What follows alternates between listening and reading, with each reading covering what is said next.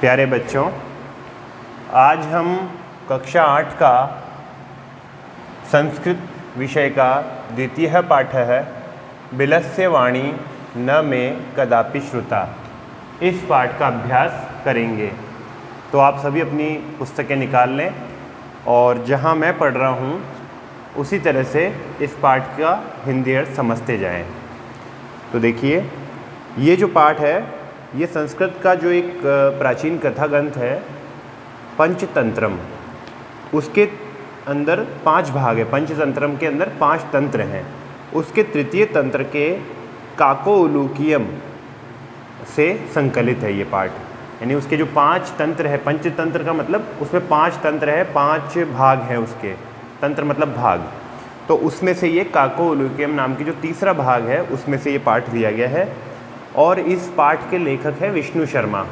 ये परीक्षा की दृष्टि से महत्वपूर्ण है। परीक्षा में अक्सर पूछ लिया जाता है कि भाई बिलस्य वाणी न में कदापि श्रुता, इस पाठ के लेखक कौन है।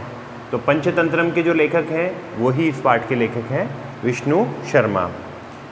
तो इस कहानी को हम शुरू कर रहे हैं। इसमें क्या है, पंचतंत्रम में छोटे बच्चों के लिए उन्होंने ये कहानियाँ लिखी थी। छोटे बच्चों को शिक्षित करने के लिए, उन्हें होशियार बनाने के लिए विष्णु शर्मा ने ये कहानियाँ लिखी थी।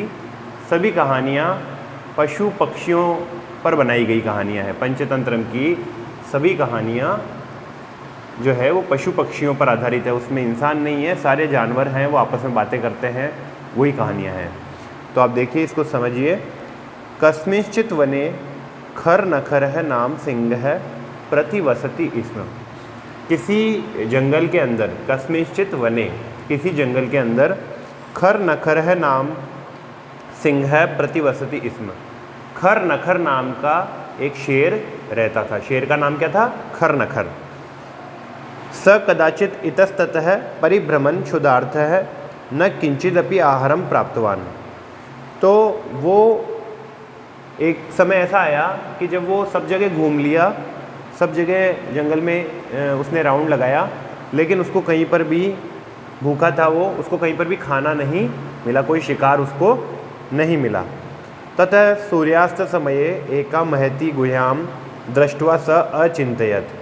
तब फिर जब वो शाम हो गई, सूर्यास्त समय मतलब जब शाम का समय आया, तो उसने एक बहुत बड़ी गुफा देखी और देख करके उसने मनी मन सोचा। क्या सोचा? नूनम एतस्याम गुहायाम रात्रौ कोऽपि जीवः आगच्छति। जरूर इस गुफा के अंदर रात के समय में कोई जानवर आएगा। अतः अत्रैव निगूढ़ो भूत्वा तिष्ठामि इति। इसीलिए मैं इसी गुफा में छुप करके बैठ जाता हूँ, ताकि जब कोई रात को जीव आएगा, कोई जानवर आएगा, तो मैं उसको खा करके अपनी भूख मिटा लूँगा। तो वो गुफा के अंदर जाके छुप जाता है। एतस्मिन् अंतरे गुहाया स्वामी दधिपुच्छः नाम शृगालः समागच्छत।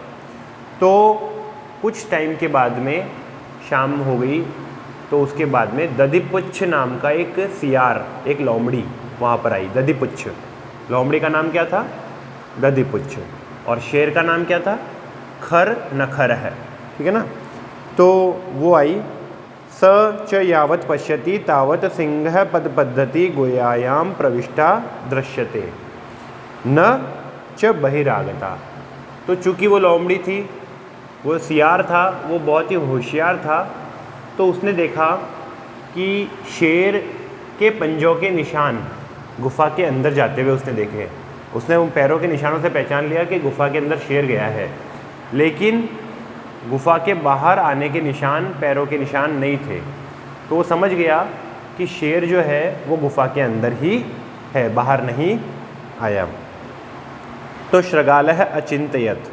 तो सियार ने सोचा, अहो विनष्टो अस्मि, अरे मारे गए। विनष्टो अस्मि मतलब मारे गए। नूनम अस्मिन् बिले सिंह अस्तिति तर्कयामि। मुझे लगता है कि इस मेरी गुफा के अंदर शेर आकर के बैठ गया है। तत् किम करवाणी। तो अब मैं क्या करूं? एवं विचिन्त्य दूरस्थ रवम कर्तुम आरब्ध है।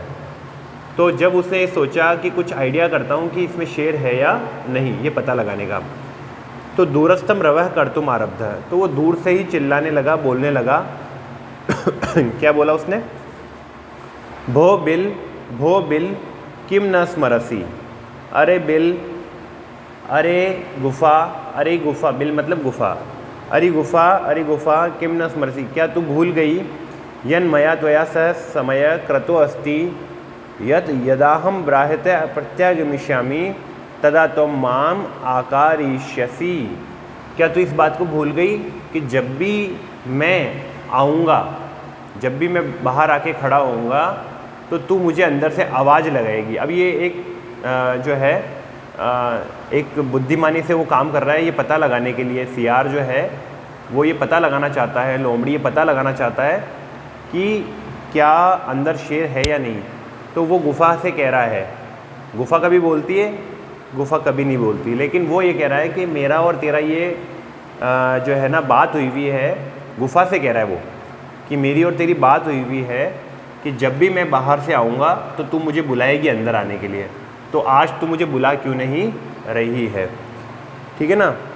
तो यदि त्वं माम न आयासि आहवयसि तर्हि अहम द्वितीयम बिलम यास्यामि इति। तो अगर तू मुझे नहीं बुलाएगी तो मैं किसी दूसरी गुफा में चला जाऊंगा। अथ एतत् श्रुत्वा सिंह अचिंतयत्। तब यह सुनकर के शेर ने सोचा, अब अंदर जो शेर बैठा है उसने ये बात सुन ली, तो उसने क्या सोचा, नूनमेषाम गुह्याम स्वामिनः सदा समाहवनम करोति। हो सकता है कि ये गुफा रोज इसके गुफा के मालिक को यानी कि उस सियार को या उस लोमड़ी को बुलाती हो, परंतु मद भयाद न किंचित वदती। लेकिन चूंकि मैं यहाँ बैठा हूँ और मैं तो शेर हूँ, तो हो सकता है इस गुफा को मुझसे डर लग रहा हो, इसलिए वो मुझे उसको अपने जो है मालिक को नहीं बुला रही है। अथवा साध्विदम उच्चते, और ऐसा कहते भी है। अब वो शेर जो है ना वो मनी मन वो श्लोक बोल रहा है एक, है ना। संस्कृत के जितने भी श्लोक हैं उसमें कोई ना कोई शिक्षा होती है, तो वो एक श्लोक मनी मन सोच रहा है कि साधु लोगों ने पहले भी बताया हुआ है। क्या बताया हुआ है, भय संत्रस्त मनसा हस्तपादादिकः क्रिया प्रवर्तन्ते न वाणी च वेपुतश्चादिको भवेद। कि जब भी कोई व्यक्ति डरा हुआ होता है तो उसकी ये इस श्लोक में ये बताया कि उस डरे हुए व्यक्ति की कैसी हालत हो जाती है। तो भय संत्रस्त मनसा, जब भी व्यक्ति मन से भयभीत हो जाता है यानी मन में बहुत डरा हुआ होता है अपने मन में, तो हस्त पादादिकः क्रिया, तो उसके हाथ और पैर जो है ना वो काम करना बंद कर देते हैं। प्रवर्तन्ते न वाणी च, और उसके मुंह से शब्द भी नहीं निकलते हैं। और वे पतुश्चादिको भवेद, और उसको पसीना ही पसीना आने लगता है। तो अब शेर मनी मन सोच रहा है कि जैसे डर जाने पर लोग हाथ पैर नहीं हिला पाते हैं, बोल नहीं पाते हैं, पसीने से भर जाते हैं, हो सकता है ये गुफा भी मेरे कारण डरी हुई हो। तदहम अस्य आहवनम करोमि। तो अब चलो मैं ही इसे बुला लेता हूँ, ताकि उसको तो यही लगेगा ना कि गुफा बुला रही है। तो शेर अपना दिमाग लगाता है कि मैं इसे बुला लेता हूँ। एवं सब बिले प्रविश्य में भोज्यम भविष्यति, तो जब ये अंदर आ जाएगा तो मैं इसको खा जाऊँगा। इत्थम विचार्य सिंह सहसा श्रगालस्य आह्वनम अकरोत्। तो ये सोच करके, ये सारी बात सोच ली उसने शेर ने। अब शेर ने उसको बुलाया, उसका आह्वान किया कि अंदर आ जाओ, है ना। तो सिंहस्य उच्च गर्जन प्रतिध्वनिना सा गुहा उच्च श्रगालम आह्वयत। तो जब शेर ने उसको बुलाया तो गुफा गूंजने लगी, तो बाहर आवाज़ गई, है ना। तो अनेन अन्य अपनी पशुएं भयभीता भवन, तो दूसरे जानवर भी जो है वो आसपास में जो गुफा के पास में बाहर जो जानवर थे वो भी घबरा गए एक बार के। उन्होंने भी देखा कि इस गुफा के अंदर शेर है। श्रगालोपि ततः दूरम पलायमान इमम अपठत, और फिर सियार को पता चल गया कि अंदर शेर है, तो सियार वहाँ से भाग गया, वो लोमड़ी वहाँ से भाग गई। तो अनागतम स कुरुते स शोभते स शोष्यते यो न करोति अनागतम वने अत्र संस्थस्य समागतः जरा बिलस्य वाणी न कदापि में श्रुता। तो ये कह रहे हैं कि अनागतम यह कुरुते स शोभते स शोष्यते यो न करोत्या अनागतम। जो व्यक्ति आए हुए बिना सोचे हुए कोई काम करता है, बिना विचार पूर्वक कोई कार्य करता है, तो वने अत्र संस्थस्य समागतः जरा बिलस्य वाणी न में कदापि श्रुता। ऐसा कभी भी नहीं होता है कि किसी गुफा ने कभी किसी को आवाज़ लगाई हो। ये तो बुद्धिमत्ता होनी चाहिए उस सियार की तरह है कि उसने ये पता लगा लिया अपने बुद्धिमानी से कि गुफा के अंदर शेर है।